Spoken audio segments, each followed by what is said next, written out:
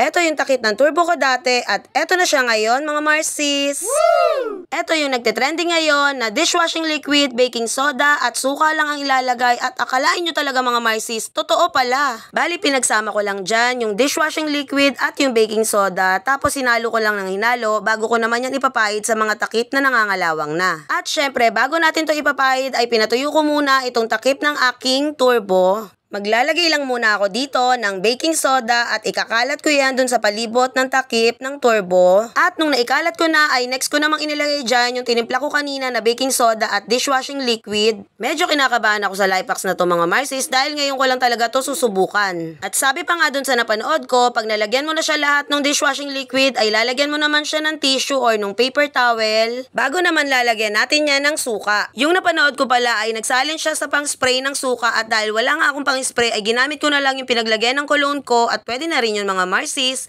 Ayan yung suka na sinasabi ko sa inyo na ginamit ko. Inisprayan ko lang yung buong palibot na nilagyan ko ng baking soda at ng dishwashing liquid. Dito naman sa takip ng turbo, ganun din ang ginawa ko. Naglagay lang ako ng paper towel or tissue at nilagyan ko lang yan ng dishwashing liquid. Tapos babasahin ko lang siya hanggang lahat mabasa na siya bago natin lalagyan niya ng baking soda. Bali kinapaka pa ko lang yan. Kinapaka pa.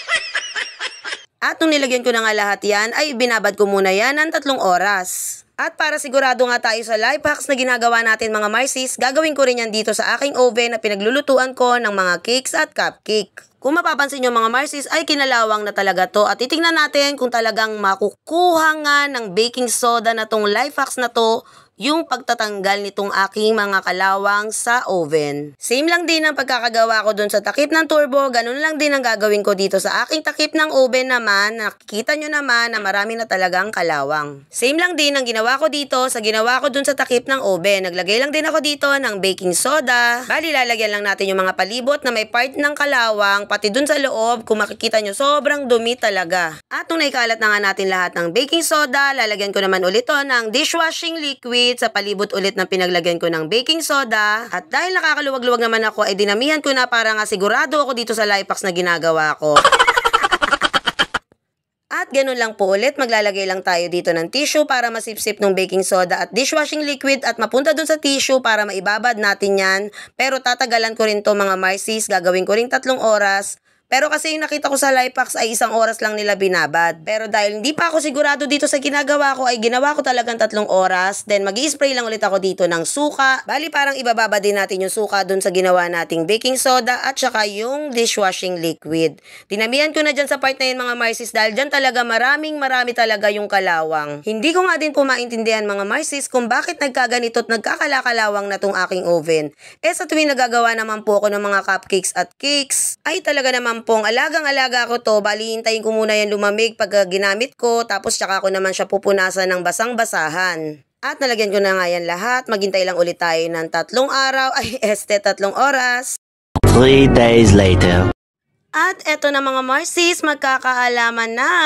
Dun sa bandang unahan ay hindi ko pa nakukuskus mga Marcies, pero eto isang pahid ko palang Marcies na wala talaga yung mga kalawang. Legit ang life hacks na to mga Marcies. Eto na ngayon yung itsura ng aking oven. Tignan natin yung loob mga Marcies. Wow! Natanggal talaga siya mga Marcies at makikita nyo talaga makintab yung bandang unahan doon. Pero may mga part naman mga Marcies na hindi pa masyado dahil kagaya nito, nangitim lang siya ng konti pero nawala yung kalawang niya. Pero para sa akin mga Marcies, legit at okay na okay gawin tong life hacks na to. Sobra talaga ako na-amaze mga Marcies. Ito lang pala ang sagot sa nangangalawang na mga takip at saka yung gilid-gilid ng mga kalawang na oven ko.